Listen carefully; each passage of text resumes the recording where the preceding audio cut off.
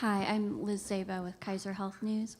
I've read about some studies of toxic stress in children, finding that there's a difference in telomere length in these children with toxic stress. And I was wondering about your thoughts on the mechanism. Is it just a coincidence? And what does that say about aging if the telomere length is determined in childhood?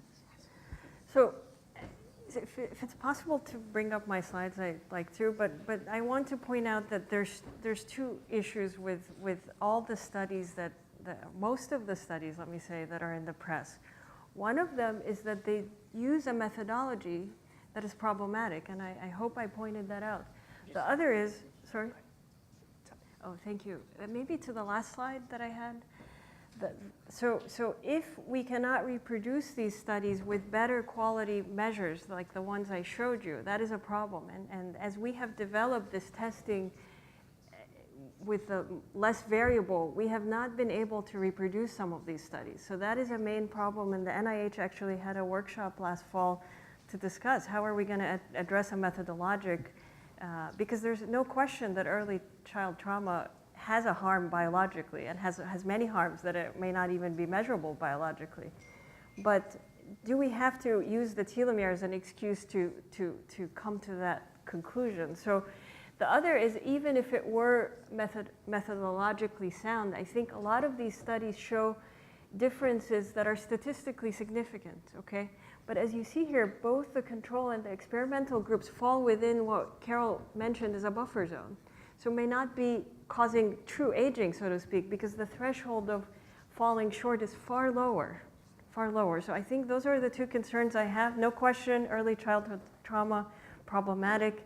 Maybe it's not the telomere, and even if it is, there's many reasons to fix it, and I don't think the telomere is a good way to measure it.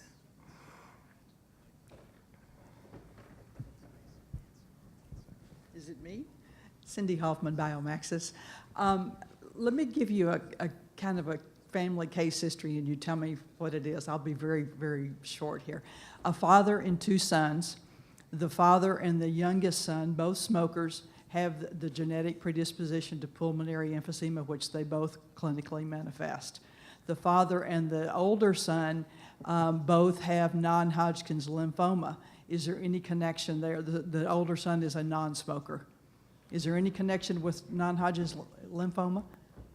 I mean, any idea? It's hard to make diagnoses in these settings. I think. Sorry about that. No, I'm just out of curiosity. I think the point to make is that there are connections between diseases that we didn't previously understand. Studying these carefully, the outpour of technology and understanding of human genetics will help us identify those. In terms of the public health, I think there's no reason to need genetics to help and to implement policies that help people stop smoking. Those are my comments on that, but I'm happy to talk afterwards too. Thank you. I want to add, because lymphoma is my field, that good. Non-Hodgkin lymphoma is many, many diseases with many causes. Oh, okay. Thank you, Steve. Wait, one more quickie, I'm sorry. Are we at the point now where everybody should have genetic testing? I mean, I do. I wouldn't dare walk into a physician's office without knowing what.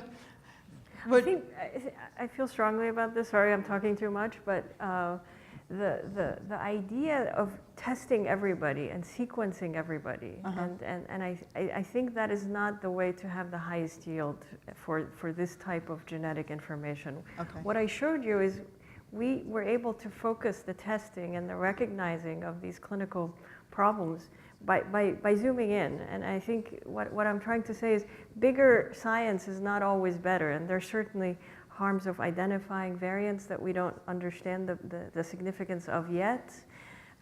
There's potentially excessively worrying people about things that we're not ready to make live. So I think genetic medicine, from my personal point of view, in order for it to have its full promise, has to be directed a bit more focused. There's areas like cancer where we have clear evidence for that. But to the public widely, Okay. I think that's a different story. Maybe a bit more focus being if you see a 5-generation family history, the same thing keeps showing up, then test. Is that? And maybe okay. there's an intermediate between 5 generations and the entire public, right? Okay. There may be other settings where we can study that more carefully before making policies that say, let's do it for everybody. Okay. Thank you very much. Thank you. I'm Jeff Patton here on behalf of myself. Dr. Wallstrand brought up the crucial role of mitochondria. Is there any known connection between telomeres and mitochondrial health, if you will? At this point, I don't think that there's any direct evidence. There are some indirect pathways that people have implicated, but I think that kind of analysis needs a lot more in-depth study. So at this point, I wouldn't say that there's a direct connection. Thank you very much. Thank you. Yeah.